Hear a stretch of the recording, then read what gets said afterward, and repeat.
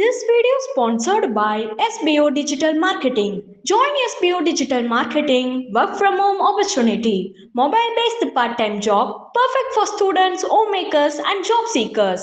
Use your free time to earn. No fixed hours. Work at your convenience. Just share and publish content. Simple tax, no selling or no referral. Have a Facebook, Instagram, or YouTube account. You are ad eligible. Earn daily income with instant payouts. Start from day one.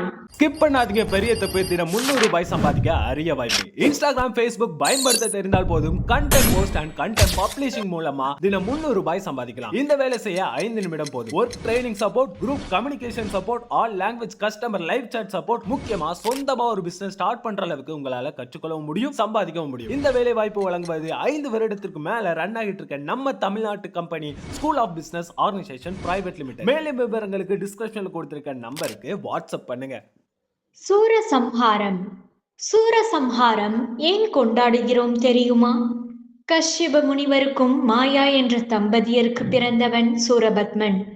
இவன் வளர்ந்த பிறகு சிவபெருமானை நோக்கி தவமிருந்து இந்திர ஞாலம் என்னும் தேரையும் பெண்ணால் பிறக்காத குழந்தையால் மட்டுமே தனக்கு மரணம் நிகழ வேண்டும் என்ற வரத்தையும் பெற்றான்.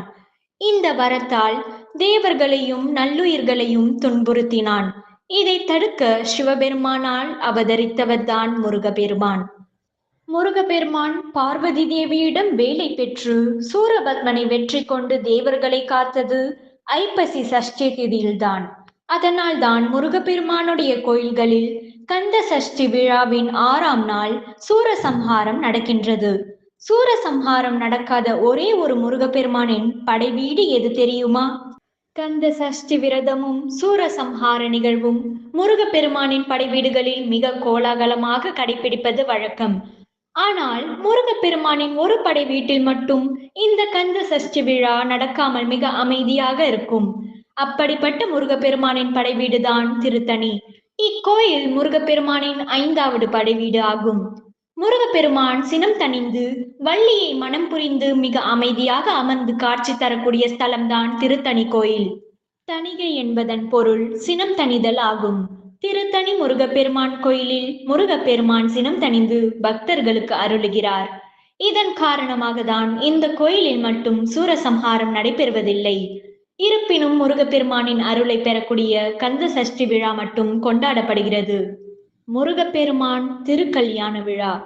சூரசம்ஹாரம் முடிந்த மறுநாள், அதாவது 7வது நாள், அனைத்து முருகப்பெருமான் ஆலயங்களிலும் முருகப்பெருமான் தெய்வானை திருமணம் வைபவம் நடைபெறும். கந்த சஷ்டி விழா சூரசம்ஹாரத்தோடு முடிந்து விடுவதில்லை. அசுரனை எதிர்த்து வெற்றி பெற்றதற்காக இந்திரன் தனது மகளான தெய்வானையை முருகனுக்கு திருமணம் செய்து தந்ததோடு தேவ மயிலாகவும் மாறி சேவை செய்தார். இவர்களது திருமணம் முதல் படைவீடான திருப்பரங்குன்றத்தில் நடைபெற்றது. சூரனை ஆட்கொண்ட ஸ்தலம் என்பதால் இன்றளவும் திருச்செந்தூரில் கந்த சஷ்டிக்கு மறுநாள் முருகப்பெருமான் தெய்வானை திருக்கல்யாணம் நடைபெறுகிறது. அன்று காலையில் தெய்வானை தபசு மண்டபம் சென்று முருகப்பெருமானை மணந்து கொள்ள வேண்டி தவம் இருப்பாள்.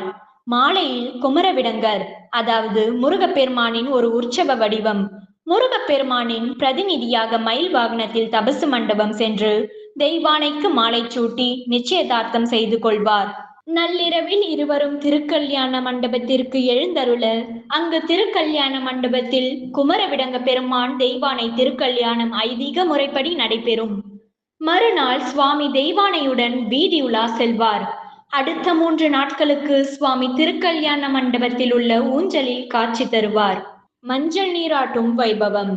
கிராமங்களில் திருவிழாவின் போது கன்னி பெண்கள் தங்களது முறைப்பையனுக்கு மஞ்சள் நீர் ஊற்றி மகிழ்வர்.